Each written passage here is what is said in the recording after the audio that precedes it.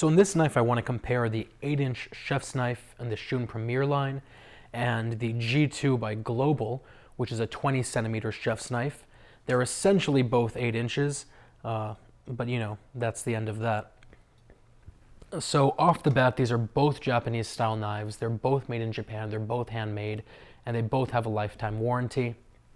On top of that, they both have a very similar cutting angle, 16 degrees for the Shun and 15 degrees for the Global. But that's really where the similarities end. On the one hand is the manufacturing process. The Global is actually a blade that's been made separately, a handle that's been made separately and hollowed out. They fill the handle with sand, and then they weld the two together and sort of smooth it out. That gives you the pro of having a very nice weight that you're able to really control when you're manufacturing it. But it also gives you the con of having this very, very big weak point right here. And while the stories are rare, there have been stories about the knife breaking along this point, and you really don't want to have that when you're dealing with sharp things and you're cutting things.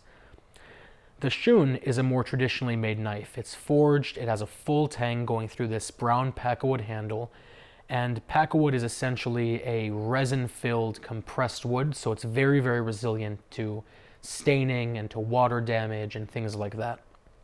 There's also lots of nice attention to detail on both knives. You have the gold little band here, you have the Shun logo smashed into the back right there. And on the Global, you have these gorgeous sort of golf ball dimples on the bottom that really make them stand out. And that's the thing about both of these knives, is anyone who knows cooking can recognize both these knives from across the room. And that's why many people find themselves trying to differentiate between the two when they're choosing a knife set. So aside from that, let's get into the actual blade. The blades are both relatively similar, like I said, 16 degrees and 15 degrees, but in terms of the actual construction of the blade, they're vastly, vastly different. The Shun uses VG Max steel, which is a notch better than the gold standard VG10 that everyone knows about. It's a 61 hardness, which is very, very hard, and that means that it's going to hold its edge very, very, very well. By contrast, the Global uses Chromova 18, which is a much softer metal. It's about 56 to 58. That means it's going to get dull much faster, but it's also going to be able to withstand much more abuse.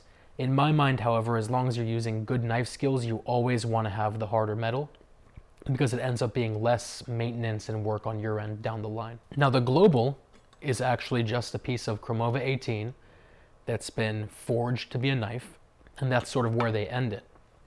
The Shun is a piece of VG Max that's been forged to be a knife.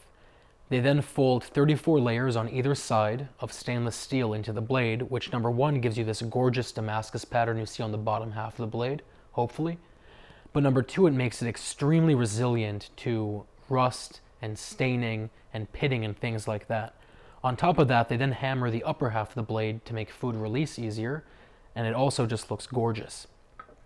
So both knives, like I said, have a lifetime warranty, but the Shun also comes with lifetime sharpening for free, and that's a very, very big deal in my mind, because as you guys know, with knives like this, if you take it to a reputable sharpener, they're going to charge you $5 per inch for a non-serrated blade, which means both of these out the door would cost you around $40 to sharpen, and even then you don't really know if they're going to do a good job or if you're going to be one of those horror stories you always hear about. With the Shun, you ship it to Shun, they look at the knife, if they see any problems, they throw it away, they send you a brand new one, but otherwise you can rest easy knowing they're going to put the exact same edge back on the knife that was there when you first purchased it and first fell in love with the blade.